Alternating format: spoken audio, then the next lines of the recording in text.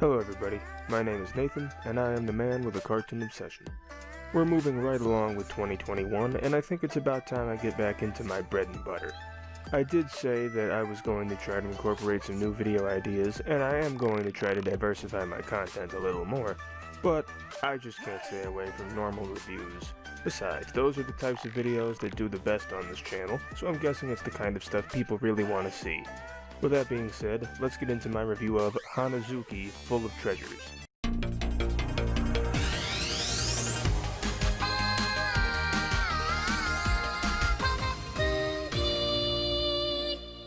Hanazuki, Full of Treasures, or just Hanazuki for short, is a cartoon that was produced by Titmouse Inc. and was made for AllSpark Animation, which is a division of Hasbro. Since Hasbro had its name on it, you know there were toys released alongside the show too. The series was based on characters and concepts that were created by Hanazuki, Metzelar, and Nico Stumpo, which were purchased by Hasbro in 2010. There were a couple of previews throughout the years. One was paired with the home release of My Little Pony Equestria Girls in 2013, and there was a short that was paired with the theatrical release of My Little Pony the Movie in 2017. Although that was after the series had already premiered. The first season ran from January 12, 2017 to July 14, 2017 on YouTube, but the second season ran from March 23, 2019 to May 4, 2019 on Discovery Family. The first season was moved over to Discovery Family as well, starting on December 1, 2018, and the original YouTube uploads are no longer available. There were also 8 shorts that were released on the PopFun mobile app in the UK back on June 16, 2018. The series follows the titular Hanazuki, who is a moonflower. Moonflowers are human-like beings who are summoned to a moon, and it's their duty to protect that moon and its inhabitants from the evil force known as the Big Bad. They do this by planting treasure trees, which they are able to plant with treasures given to them by Little Dreamer. The treasure is usually activated after a moonflower helps someone, and then the tree it plants is based on their emotion. For example, a blue treasure tree means sad, and a purple one means brave. Anyway, as I was saying, the series follows Hanazuki and her friends on their quest to vanquish the Big Bad. I might as well delve into the characters right now, and I'll start with Hanazuki. Out of all of the moonflowers that are introduced, Hanazuki is the youngest. We actually see her being born in the beginning of the first episode. She's fun-loving, energetic, and kind-hearted. She also has an innocent nature, which makes sense considering that she's new to the world. There are a lot of things that she doesn't know right away and has to learn along the way, such as what a moonflower is and what treasure trees are. I enjoy this character very much. She's easily likable, and you really want her to succeed in whatever she's doing in any given episode. Since she is a moonflower, that means she's responsible for her moon and its inhabitants. The main residents of this moon are the Hemkas, which are these colorful rabbit-like creatures. Each color represents a different mood, like I mentioned earlier. They can be a handful at times, but the Hemkas care about Hanazuki and always try to help her whenever and however they can, mainly by shape-shifting and linking together to form objects like ladders. The only other notable thing I can think of is the fact that they don't talk. They just make noises, sort of like the rabbits, but not nearly as obnoxious. In fact, not only do I tolerate the Hemkas, I like them. I think they're a fun bunch, and they add a colorful dynamic to the show, both literally and figuratively. The other residents of the moon that I want to mention are Dazzlescence Jones, who's a diamond-like creature and a self-appointed sheriff of the moon.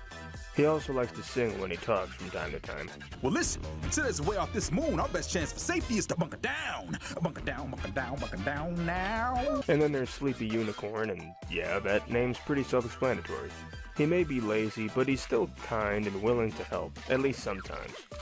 Then there are the other moonflowers. We'll start with Kiyoshi, who's the moonflower of the unicorn's moon. He's pretty timid, but he warms up to Hanazuki fairly easily and starts to gain confidence. Then there's Miroshi, who's the moonflower of the Flochi's moon. He's laid back and carefree, almost to a fault. He's my least favorite moonflower. There's also Miyumi, the moonflower of the Sleuth's moon. She's irresponsible and self-centered, but she does show a little bit of growth toward the end of the one and only episode she's seen in. My favorite moonflower, besides Hanazuki of course, is Kiyozuki.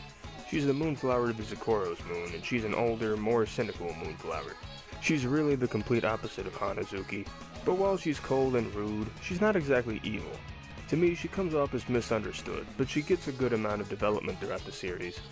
Speaking of evil, there are some villains in this show, and all I'll say is they're okay. I like the characters themselves, but their threat level isn't as bad as I originally expected. That's a little disappointing, but not too much considering that this is a show targeted towards younger kids. The last character I feel like I should talk about is Little Dreamer, who is the creator of the Moonflowers, and he's also the one who delivers the treasures to them. He also doesn't talk. He's always seen sleeping, and he always wears a different outfit every time he comes around, which I really enjoy.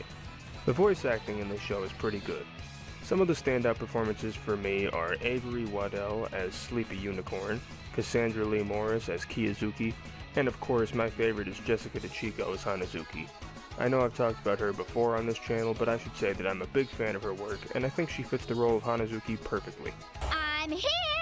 What's going on? What's happening? What'd I miss? Sticking with the audio for a little bit, I'm also a big fan of the soundtrack of this show. It's video game inspired, and there are some old school video game sound effects that are used throughout the series, which is another nice touch. Visually, this show is aesthetically pleasing. I may have mentioned this before, but I love bright colors. There's just something about bright and vivid colors that can make me less harsh on an even terrible show. Well, there are some exceptions to this, but I love the look and feel of Hanazuki. The backgrounds look incredible, especially the pyramids and mountains and the faces on them, which reminds me of characters like the planets from the Amazing World of Gumball. I also really enjoy the character designs, all of them. My favorites though are that of the Hemkas. I mentioned earlier that they reminded me of the rabbits, but they also sort of remind me of De Blob for those of you who are familiar with those games. It might just be the colors, but that was the first thing that came to mind when I saw them. There's a lot to like about this show, but it's not perfect. It plays things a little too safe, like I mentioned earlier with the villains, but again, given that this is a show targeted towards younger children, I guess I can't knock it too much. The biggest problem I have with the show, unfortunately, isn't even the show's own fault. That being the fact that it feels unfinished, and that's because it is. Season 2 is only 8 episodes long, but it was supposed to be twice as long, and there were also supposed to be more shorts on the way.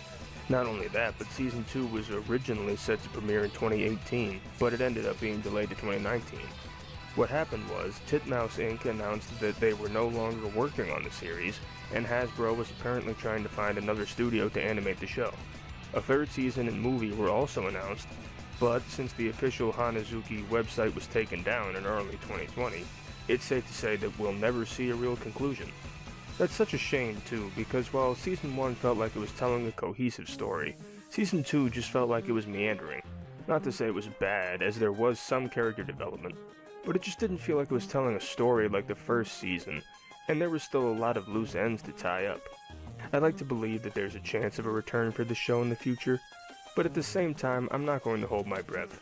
As it is though, I still think Hanazuki is really good and worth a watch. It's fun, it's colorful, it's mostly lighthearted, but it does get a little deep at times, and it's just a pleasant viewing experience altogether. Overall, I give Hanazuki Full of Treasures an 8 out of 10.